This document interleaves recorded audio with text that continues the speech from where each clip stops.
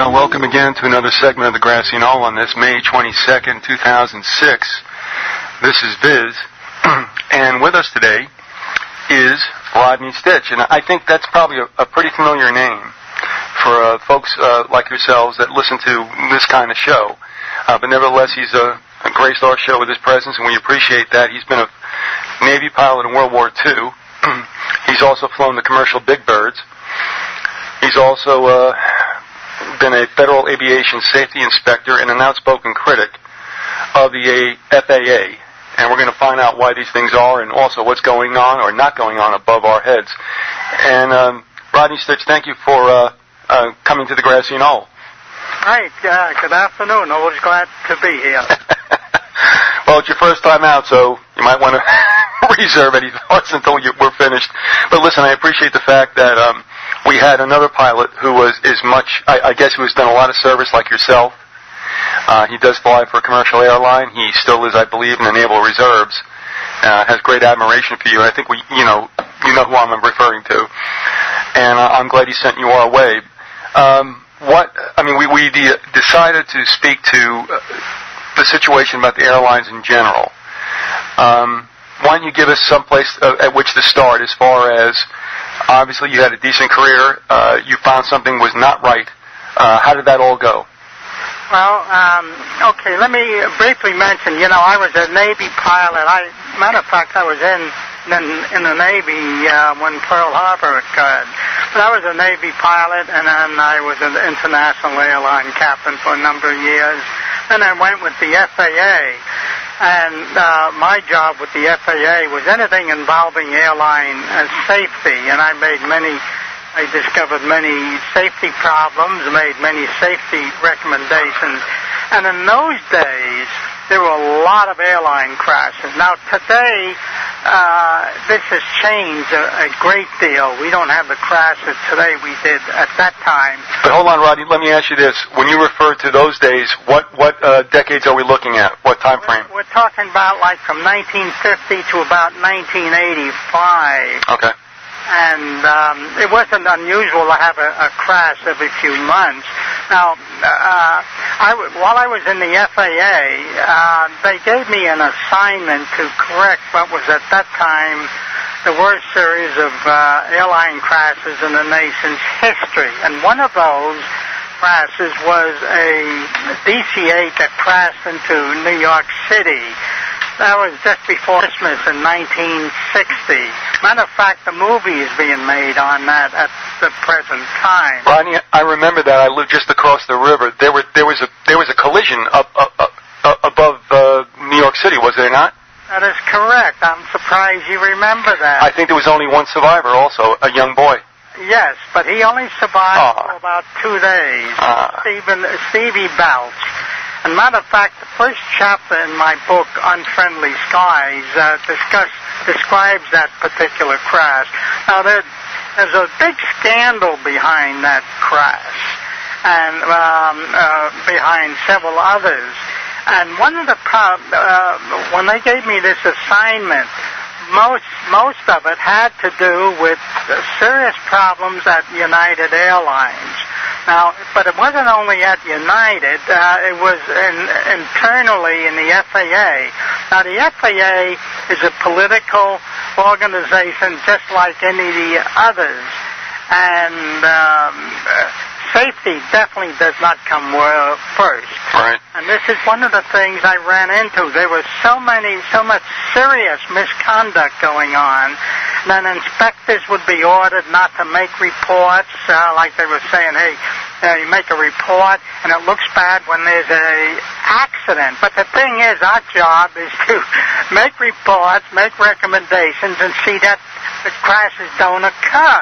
But that seems to be foreign in the mentality of the FAA, but I guess it's not much different than many other government agencies, just like the FBI, for instance. All the agents who knew about the problems, and in most cases the supervisors refused to do anything. Well, that's the same in the FAA. And there were a lot of crashes, and when in a crash you have people being cremated alive and dismembered alive. So a conscientious inspector can start getting a little angry. And this is what the way I felt. And so I had to do something about it. Every time I would make reports on, like, let me give you an example. Sure. There was a crash that occurred in Salt Lake City. 43 people were cremated alive. Well, the National Transportation Safety Board identified 3 of the primary causes of the crash and the people being killed. Of course, they also covered up for a lot more. But these same 3 areas I had repeatedly reported. Like, for instance, the primary cause of the crash was the captain's dangerous high sink rate approach. Now, in a jet, that's very hazardous. Well, I had conducted an en route check from Chicago, Omaha to Denver with that captain a few months earlier, and I could see the problem, and I wrote a report saying he needs corrective training, and it was withheld from him. The next problem with the crash was the poor evacuation of the passenger. The poor response of the flight engineer. Because when the plane crashed, it slid down the runway for about half a mile. This was at Salt Lake City. Well, he should have done a couple of things. One, shut off the fuel control valves and shut off the fuel booster pumps. Well, what happened, one of the fuel lines broke after impact as they were sliding down the runway. So fuel was being poured outside of the aircraft. Well, I had repeatedly reported, and one report was about a 6-page report, the worst level of competency I had ever seen in my flying career due to the form of training and competency checks that existed at United Airlines. Well, all I got from that was one letter saying I was paranoid. And the last problem that resulted in the deaths of those passengers was the poor evacuation of the passengers by the crew members. Well, I had filed 3 reports prior to that crash that the airline was falsifying its emergency evacuation training, not providing it to the crew members at the yearly basis, and only doing it every 3 years and then falsifying the records. Well, I was criticized for that also. Well, now, all of this was known to the National Transportation Safety Board, the obstacles to taking corrective action, but they were covering up for the NTSB. That gives you one example. Now, incidentally, as to the New York City crash, which was the world's worst at that time, one of the reasons for the poor piloting performance of the United DC-8 pilots was the poor competency. Well, what the NTSB withheld was that the airline had been falsifying its training and competency records, and the training that should have been done every 6 months wasn't being done, and the records were being falsified. Well, I discovered the report on that, and that was withheld during the accident investigation, and so it's the usual cover-up. Well, since my reports, every time I'd make a report, I suffered retaliation. So I figured, well, hell, I'm not going to put up with this. So I did something that's never been done before in the FAA or probably any other government agency. I used the law in such a manner that I acted as an independent prosecutor, and this really stirred up things. Now we had people coming from Washington. There was a hearing that lasted about, I think it was about 6 weeks long. There's a hearing officer, and it's conducted in an adversary proceeding. So I'm the prosecutor, and you got the FAA defending. So it was quite a fiasco, and I describe this in the book Unfriendly Skies. All right, Rodney, before we go into what's on your website and the books that you've written, would you frame for us, though, just because this has been removed, from my memory, and although I was alive, but some people have never ever encountered this. could you state somewhat generally what happened over the skies in New York? Now, was it a visibility thing? Oh, over the New York City crash? Yeah. First of all, with them, we'll go to Salt Lake. We had a United Airlines DC-8 jet coming in. This is shortly after the jets came into being. And this United pilot came into a holding pattern, a low-altitude holding pattern at about 500 miles an hour. The maximum safe speed is about somewhere between 200 and 250. And this would be like in a car where you have to make a 180-degree turn. If you make it at about 10 miles an hour, it's a relatively short turn. But if you make it at 50 miles an hour, you're covering a lot more area. Well, this is what happened with the United jet. They came in so fast, and then they have to turn into a holding pattern. Well, they were coming in so fast that they went into someone else's holding pattern. That was the TWA Connie. Okay. And they rammed the Connie, and of course the Connie then rained down onto Staten Island, and that was very tragic. Some of the bodies ended up in treetops, but the DC-8 continued on in an uncontrolled manner and crashed into Brooklyn. Was it headed for LaGuardia or Idlewild, as it was called at that time? Yes, the TWA was headed into LaGuardia, and then the United was heading into, at that time it was called Idlewild Airport, which is now JFK. And really the way that they're positioned is one is at the south end of Long Island, the other one is at the north end for the most part of Long Island. Yeah. Yeah, they're up. Yeah, they're on different ends, north and south of the island, but in obviously proximity to the New York City metropolitan area. So we're talking about a very populous area as well. Incidentally, the movie that's being made on that flight now, I have some reference to it on my website if I haven't removed it, and. So I'm listed as a consultant on it, incidentally. Okay. But anyhow, one other thing, though, Ryan, before we, let's pick up if you want to about the New York crash, and then I want you also to frame what happened out in Salt Lake City. So take it from wherever you want to pick it up. Oh, the Salt Lake City one? Yeah, because really we don't know exactly what took place. It sounds like the Salt Lake City. What happened? The plane was a Boeing 727, and the captain came in at a high sink rate. And what happened then when he expects to flare, and in other words, halt the descent of the aircraft, it continued down. So it hit the ground hard. Okay. Fortunately, the ground, it was a level ground. If they had been vertical like a seawall, they would have been disintegrated. But anyhow, they hit hard, and it ripped off the landing gear. So the aircraft slid down the runway at Salt Lake City for about half a mile. And during this time, the fuel lines broke. Fuel was being poured out the aircraft. And when the plane came to a stop, everybody was alive.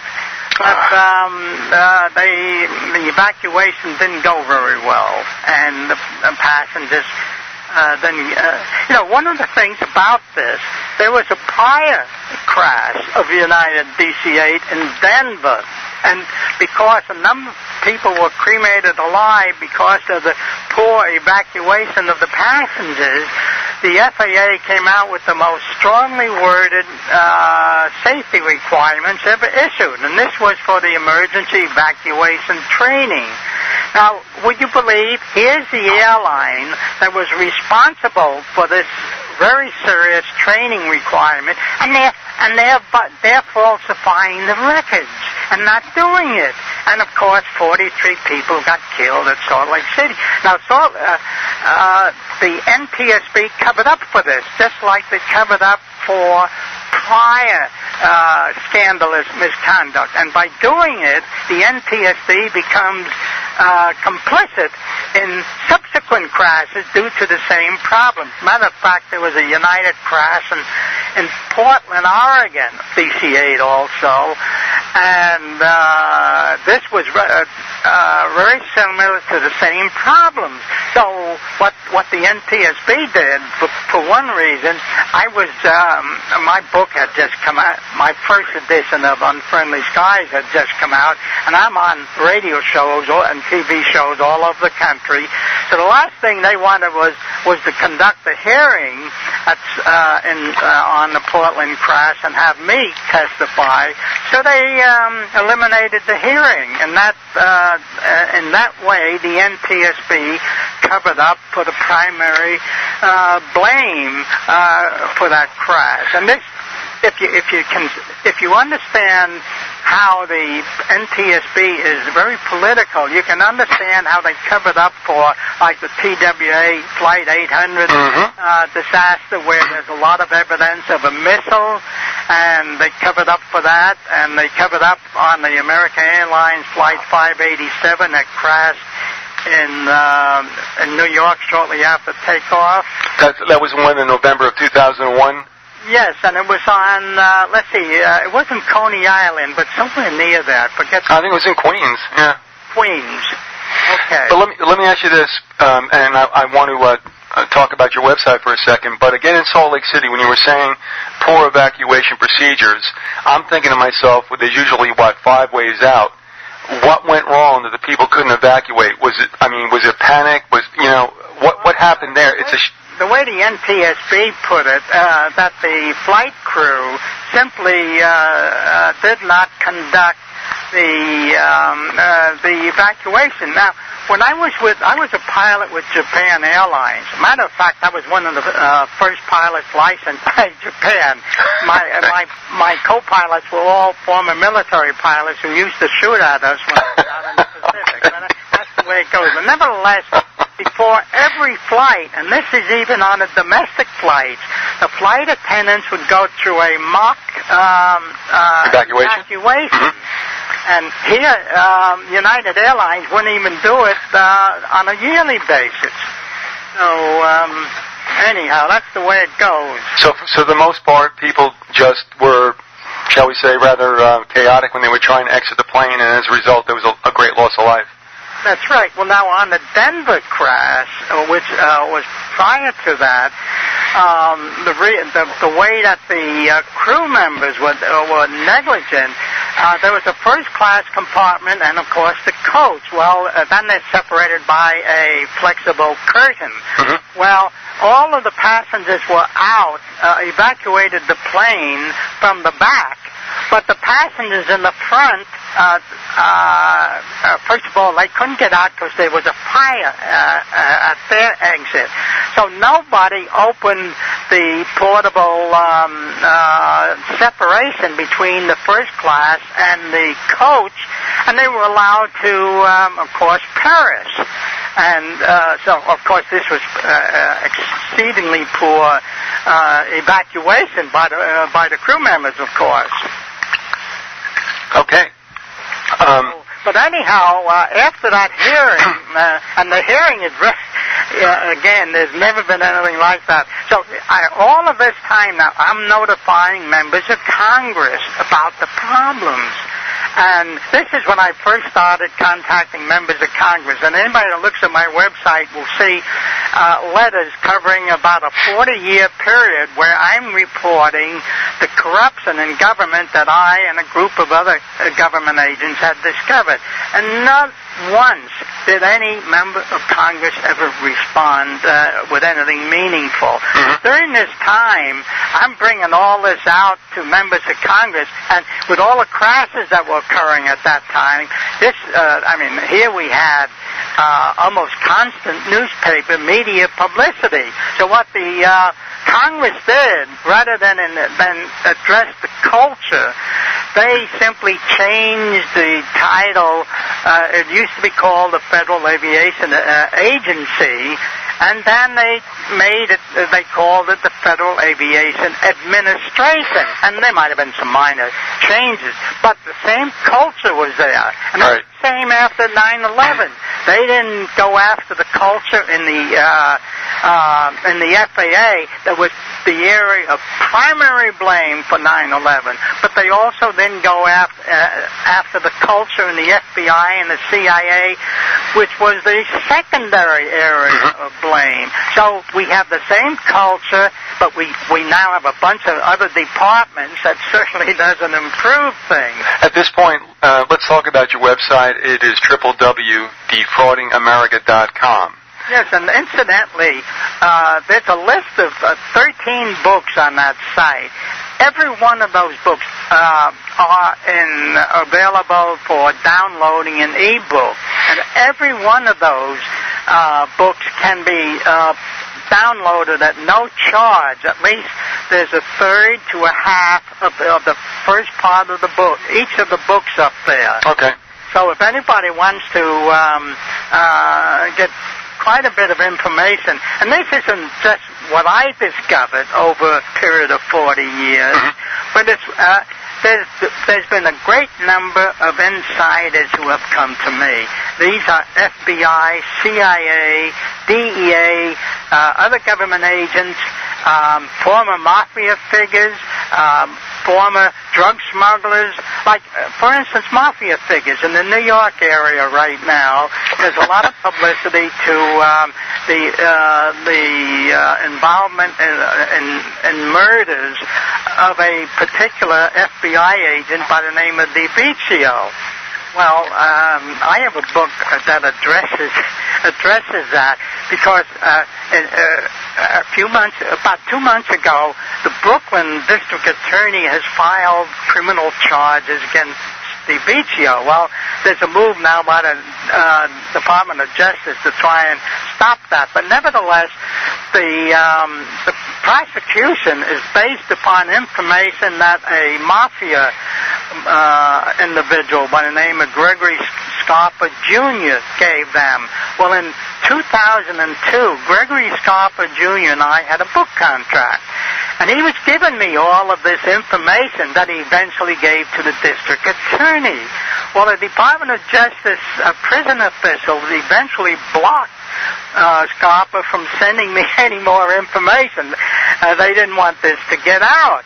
So, in other words, they were obstructing justice. But anyhow, in 2003, I'm sending letters to members of Congress saying, hey, I've got an insider in one of the New York mafia families that has information about criminal activities of FBI agents. And matter of fact, one of the reasons I also notified members of Congress is because there was a similar scandal in the Boston office where several FBI agents were working with organized crime figures involved in murders and all. So here I'm coming forward, and I'm willing to provide them information. And would you believe not a single member of Congress that I contacted even responded? Hey, we got a great Congress, folks. Right. No, it doesn't surprise me in the least. They're useless. They're worse than useless. They're dangerous. I'm sorry, say that again? I said, with regard to Congress, I said at first they're useless, and then I said, no, they're worse than useless. They're actually dangerous. Oh, yeah. Well, you know, I've been able to document. That's why on my website there's several files there that with a list of the letters I sent to members of Congress over the last 40 years.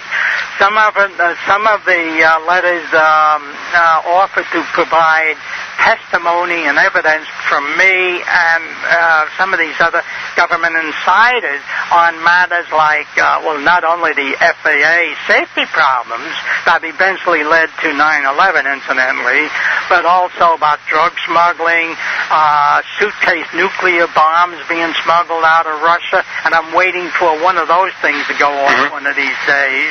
And my letters where I was warning about surface-to-air missile attacks, which was sent several months before TWA 800 went down.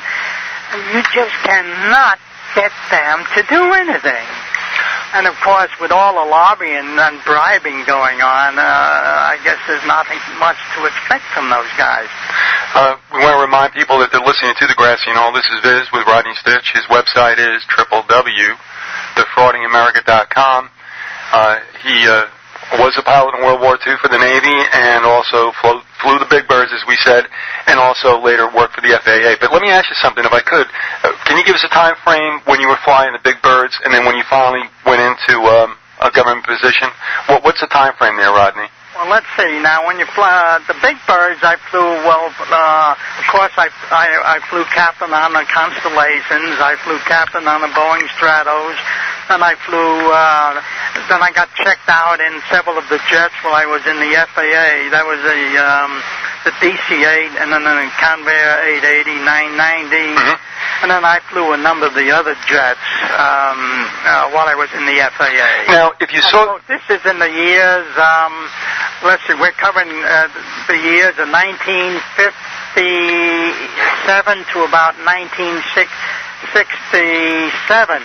Oh, after I left the FAA, Flying Tigers hired me, and they hired me to set up their training procedure and training programs for the Stretch DC-8s, which they had on order. So even Douglas didn't have any procedures at that time.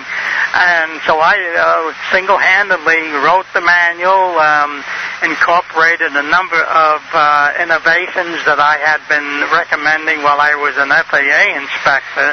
So that took place about 1966 through about 1969. And after that, when I left Flying Tigers, then I was active as a personal pilot. I had my own fleet, eventually, quite a few airplanes before the government took everything from me. So I've been very active. Of course, I write books on aviation safety and kept up with it to this very day. Well, now, if we discuss 9/11, I got some very heavy material on all right, before we do that, though, and I'm more than willing to take that on, no doubt about it, I do want to know something, though, because so many times I believe what you're going to tell me is what we've heard so many times, some people who went into the government to try to make a difference. Obviously, you saw some things that were wrong when you were piloting. Did you go into government inspection of the airline industry because you thought you could make a difference? Well, initially, no. That was my thinking later on. But originally, my primary airline went bankrupt in 1962. So I could have gone with Japan Airlines or a number of other airlines, but that would have been overseas. And at that time, in those days, we used to get laid off so much. I probably flew with at least half a dozen different airlines because we'd get laid off, so we'd go with another airline. So I started investing in real estate. I figured, hey, I got to get some security. So I started investing started with $500, and by 1988, I had $10 million of real estate assets, of which most of it was clear equity. So as I think back, I think, I was really a jerk to have used those assets to help fund my exposure activities when I could have been enjoying myself. But that was a mistake I made. Because the public just doesn't give a damn. I mean, I'm sorry to put it that way, but that's what the facts show. And so anybody that comes out as a whistleblower has to realize the people you're trying to protect don't give a damn, and they're not going to come to your help right. when the system comes after you. So you got to do it more or less on your own principles. Well, but nevertheless, you did do it, understanding what the situation was, and I have nothing at all monetarily to risk as you did. However, I share some of your sentiments about do they really care out there, but still you persist as you're talking to me today. So why do you do it? Yeah. Well, first of all, when I was in the FAA and all this was going on, of course, when the FAA was and the airline business was much smaller in those days. Mm-hmm. So here you have people where you have directly the responsibility in programs where people are getting killed and you can see the problems. So you are motivated. I mean, a lot of inspectors simply turn their back and figure you can't fight the system. Well, somehow that wisdom I never caught, and so I fought the system. And I felt I had to do something. I felt, well, I've got so much evidence, I've got to prevail. Well, I learned over a period of time, just like I remember a drug smuggler, Barry Seal, thought, hey, they can't do anything to him. He's got all this evidence. Well, let me tell you, the system protects itself.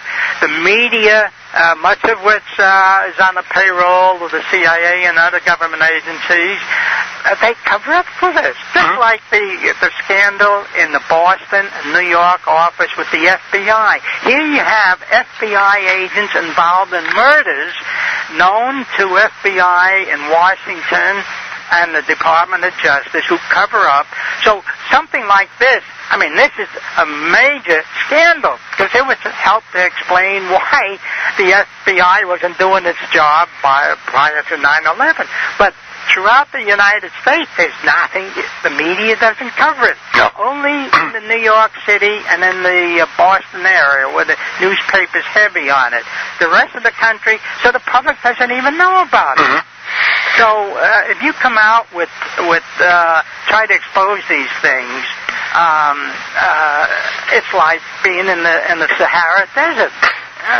Nobody's going to know about it. And people that should come to your defense, hell.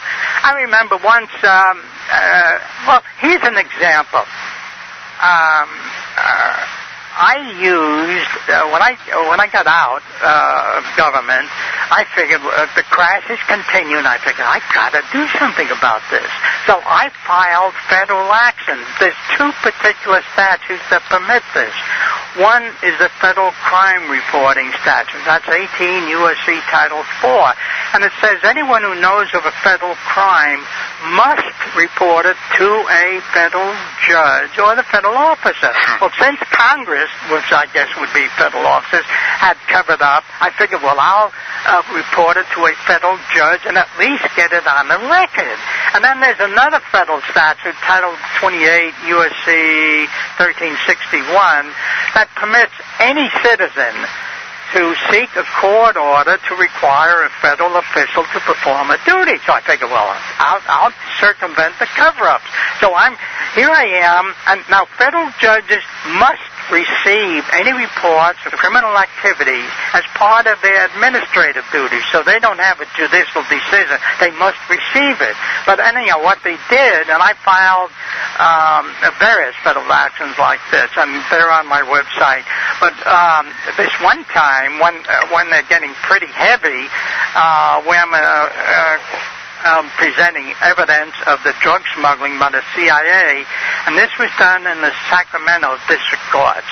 And the judge refused to receive the information, dismissed the action, and issued an order barring me for the remainder of my life from filing anything in the federal courts. Well, that's just unlawful and unconstitutional, but what else is new? Yeah. So anyhow, now with these CIA guys coming to me, and they're telling me like October Surprise, which was also a big scandal, I file another action trying to report this. And instead, the Department of Justice, who's been blocking this information for years, and federal judges, they charge me with criminal misconduct of court for filing papers, seeking to report these things when there's a prior order blocking me from ever going into federal court. So I'm really a man without a country insofar as the legal protections are. So anyhow, here I am at the age of 70. They sentenced me to 6 months in federal prison, which I then went to. But before I went to federal prison, I'm on talk shows telling people, hey, here I am trying to report criminal misconduct in government, some of which, incidentally, played a role in 9/11. But anyhow, would you believe not a single person ever came to my rescue? Yeah. That's why anybody out there thinking of blowing the whistle, realize no one gives a damn, and you're going to pay the ultimate price. That's the culture in the United States today. All right. Before we go any further, I want to let people know, again, you're listening to the Grassy Knoll. This is Biz, and with us is Rodney Stitch. The website is www.defraudingamerica.com. There are a number of titles there for purchase. There's also a lot of information there to which Rodney's speaking right now. If you want to pose a question or a comment, you can do such using Yahoo Instant Messaging Service. Send it to Viz, that's B-Y-Z, 1400. You can also send it to MSN, Vyzygoth, or you can send it Hotmail to Vyzygoth@hotmail.com if you want to chime in on this. And Roddy, before we continue, I'd like to ask you about a number of situations. And one is, I will tell you that I have a couple of friends who are commercial pilots and have been such for about 20 years. And one of them reported to me, at least, that he was regaled on a number of occasions separately by other pilots who said they bridged their career between military and commercial activity with running drugs for Iran-Contra Gate. Does that strike you as strange? Oh, absolutely. Listen, I've been, these drug smugglers, especially during the Iran-Contra, I've been talking to those guys for years. One was with the DEA. There were several others. I have books. These guys are described in my books. And I even, when I was an airline pilot flying overseas, here I am sitting in the lounge of a hotel, and I'm talking to pilots for other airlines, and they're telling me about their drug smuggling. And there was one fellow, Crittenden, who had his own airline, CIA airline, and he's describing to me the drug smuggling and this is in great detail, and this is in the books. I have one book called Drugging America that goes into great detail on this. And so these people that are reporting this, these are reliable people. And just think, with all the information out there, and there's a lot, Congress covers up for this. And, these are really subversive activities by people in government offices. And I go into details about during the Reagan-Bush administration and the Contra operation, the details of drug smuggling and Ollie North's involvement in that. And incidentally, talk about Ollie North, I was a guest on his talk show for about an hour a few years back. He didn't know, and I was speaking on the book Unfriendly Skies, but he didn't know I wrote about him in the book Defrauding America and Drugging America. That was kind of unusual, and of course I didn't say anything about it. I assume he didn't find out until after your interview. Oh, well, no, the interview went fine, and I didn't, I didn't want to create any problems. All right, but we do know that as much as we're being told that our nation is waging a war on drugs, that it very much is a viable business, if you will, globally. Oh, it's, I go into to a great deal. I also show, especially in Drugging America, how people are set up, innocent people are set up on drug charges, some of whom end up in prison even for life. And they weren't anywhere near drugs. But what the Department of Justice prosecutors do, they will offer some type of incentive, payment, or bribe, or whatever for someone to testify the way the prosecutor wants them to testify. In other words, testify falsely. Yeah. Okay. So they're paying them for perjury and protecting the perjury. And then innocent people go to prison. And they, if it's you or anyone listening now, that means your life is destroyed, your family is destroyed. But this is what goes on. And with George Bush saying the reason they hate us is because they're so good, you could just about earp on a statement like that. well said. Moving off to TWA 800, what is your take on that? Well, and I describe that in my books. Okay. There's ample evidence. There's more evidence of a missile strike than the NTSB has used in prior crashes to come up with the most probable cause of the crash. But there's been a number of people who saw the missile trail go up there, and of course the CIA and the FBI came out with that video that says, well, the missile trail that people thought they saw, yeah, was actually the plane when after it exploded and the front end ripped off and it climbed 3,000 feet. Well, there's a little difference between a thin missile trail and a flaming explosion. Mm-hmm. No plane is going to climb 3,000 feet when the front end is blown off. Did you find that? Did you find that to be, shall we say, friendly fire? Was that a mistake? Oh, no. I don't know what missile. I feel it was a missile. But now, think of this. Several months prior to that, and these letters are on the website and also in the book. Okay. I wrote letters to, I think, Senator Hatch and maybe Specter also, warning them of surface-to-air missile attacks. And this was based upon information I was getting from a source who used to be the head of a secret CIA operation based in Honolulu. And incidentally, I have a book on him also. One of them is called Disavow, and another is called The Explosive Secrets of Covert CIA Companies. But I feel it was a missile. I don't feel it was a friendly, it was due to any of our forces. Okay. And I feel it was a cover-up. Probably the reason for it is they felt that if the public knew how easy it was to bring down a plane, it would have major financial repercussions on the U.S. airline industry. At least that's my speculation. All right, before we go to 9/11, I want to ask you something about TWA 800 and the fact that it might have been a SAMI. Well, you also mentioned that where they tried to blame it on a explosion in the center fuel tank. Yeah, it's baloney. The fuel being too hot. Well, I've sat on a tarmac in Saudi Arabia, and I used to fly in Baghdad and other places like that, and in my background. But it's pretty hard to find a hotter place than Saudi Arabia in the summertime. And this is with gasoline, which is far more explosive than the fuel that the jets use. Mm-hmm. So I don't. And also, the FAA has once or twice delayed implementation of the changes to avoid that. Well, if they really felt it was an explosion due to a spark in the center fuel tank, they would not be extending for a few more years the corrective measures that they came up with.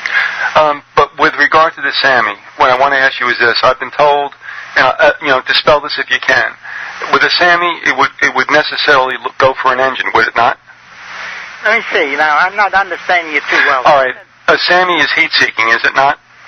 I'm sorry? All right. A surface-to-air missile. Yeah. Would it not seek out an engine? In other words, is it a heat-seeking device? Well, we're assuming it was a heat-seeking device. All right. Would it not then have hit an engine per se, and the plane might have been flyable for a while, like the KAL that was shot down over Russia? Oh, I would say normally yes, but I would also think that as it's being attracted by heat, it could very well hit a surface of the aircraft. And now we're getting into an area that I think we have to speculate on. But it's hard to speculate when you have all of these people seeing the missile trail.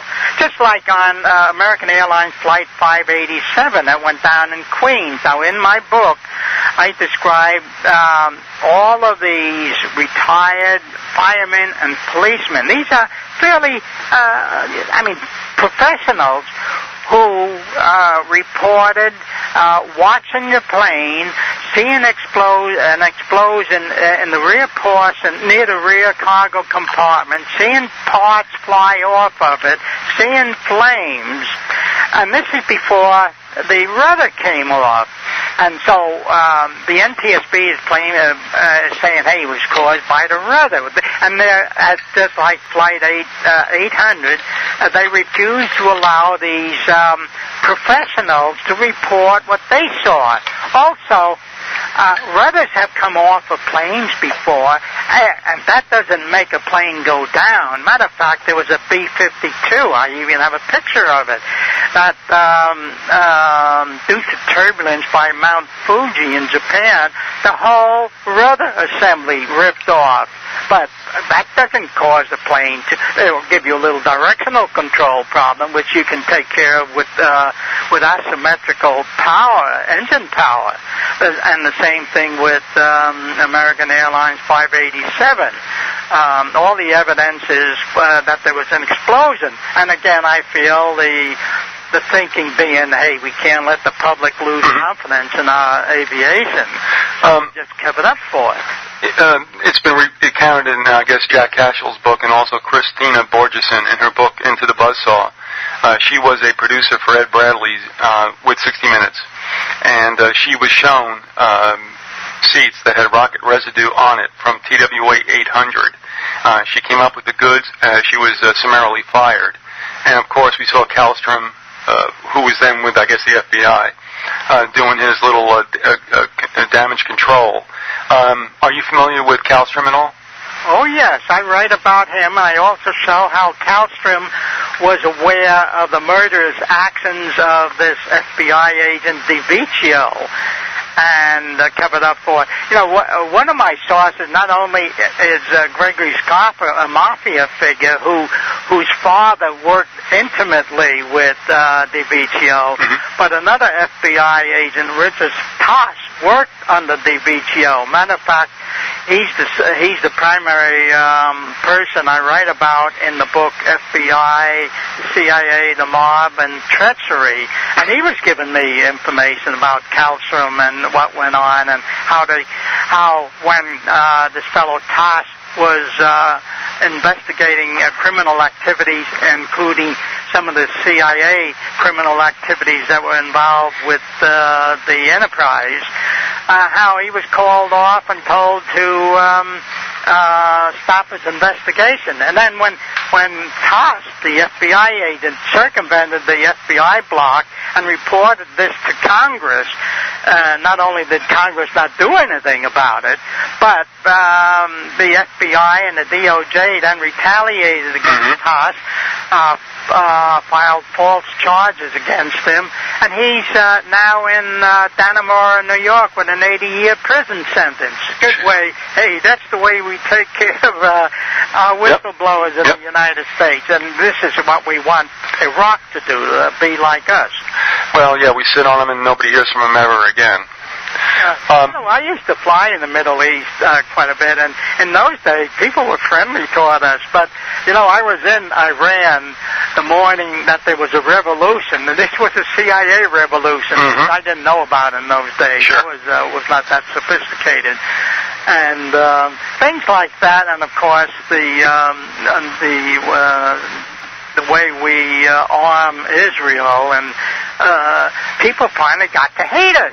And I can't blame him. If I was one of them, I'd hate you all also. No doubt about it. And again, Rodney Stitch with us.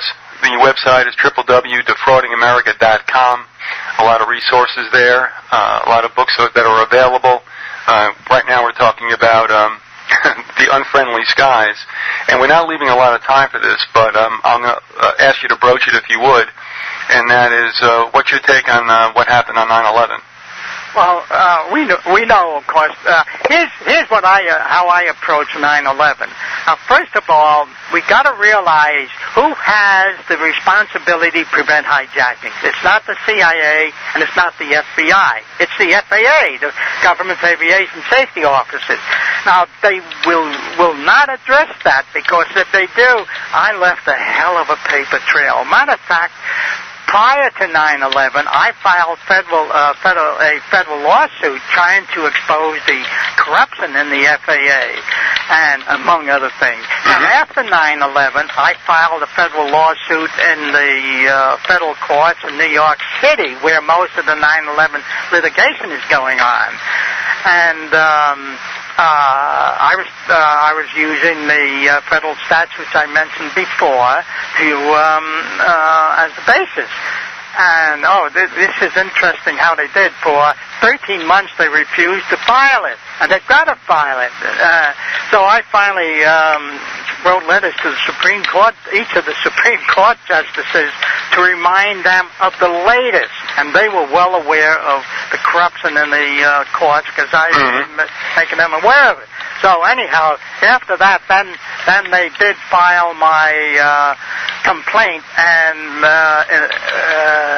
at the same time they filed a dismissal. But they're covering up. But anyhow, to get to your question, the main area of blame is within the FAA, and if they go into that, they'll go into the area of the corruption, the cover-ups, they'll have a bag of worms. Now the FBI and the CIA, that's where they focus the attention on, saying they didn't do a very good job. Well, what they're ignoring, they know it exists, but what they're ignoring is the corrupt culture in the FBI and the CIA that would, of course, affect, especially in the FBI, would affect the willingness of FBI supervisors to act on what FBI agents discover. Same problems I found in the FAA. But Rodney, is there a possibility that exists a black op group inside the FBI and CIA who do things unbeknownst to the others?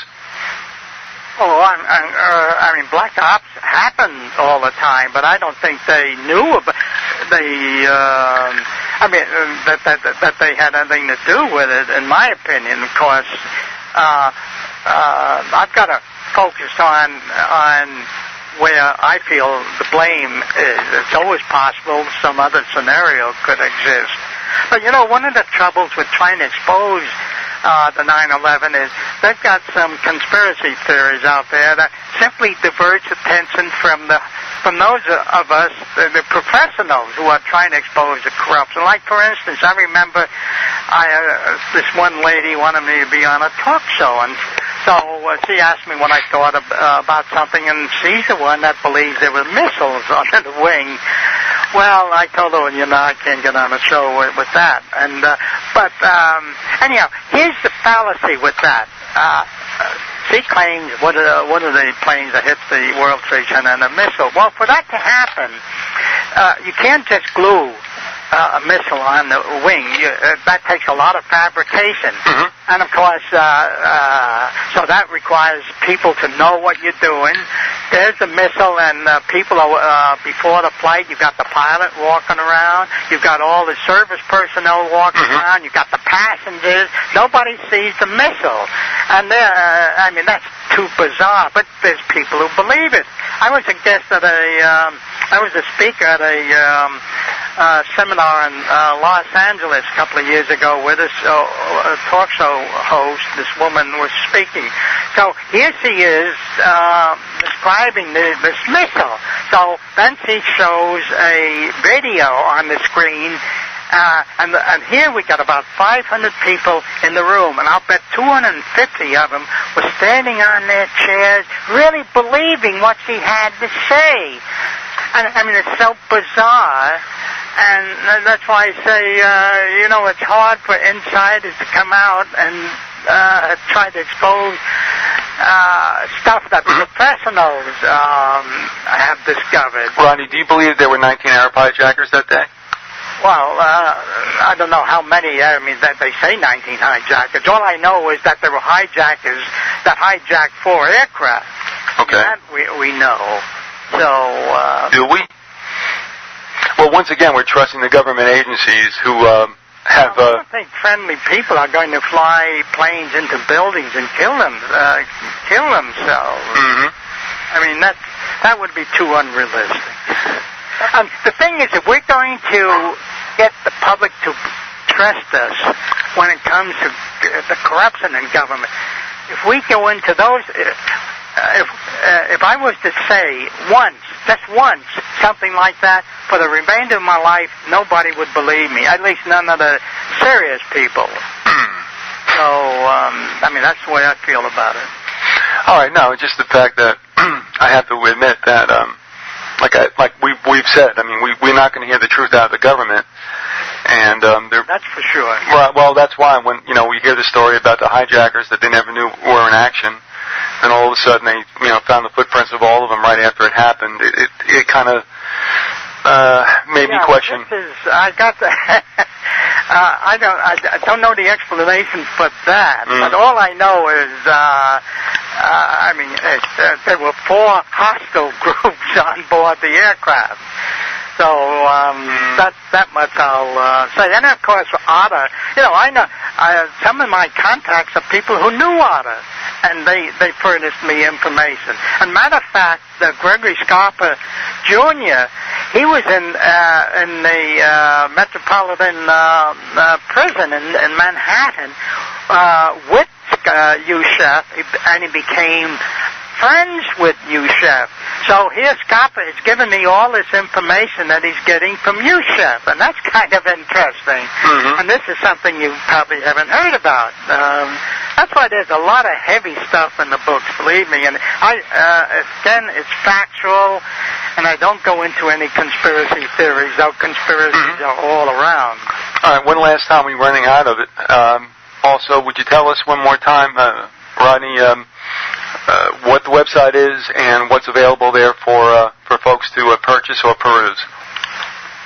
Yeah, the website is the 3 W's, of course, defraudingamerica.com.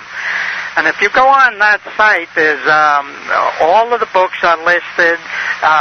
You can download portions of all of them onto your computer, and it's like a college education. And I don't know of any other books that have so many insiders who have contributed to them. These are insiders who have been subsequently murdered. Some were found dead. A lot of them then ended up in prison. They all paid the price. So again, it shows, hey, it's best to be a coward. All right, Rodney Stitch, thank you very much for being with us. The website, once again, is defraudingamerica.com. We thank you for the time you spent with us, and God bless you and yours. Okay, thank you. All right, good night now.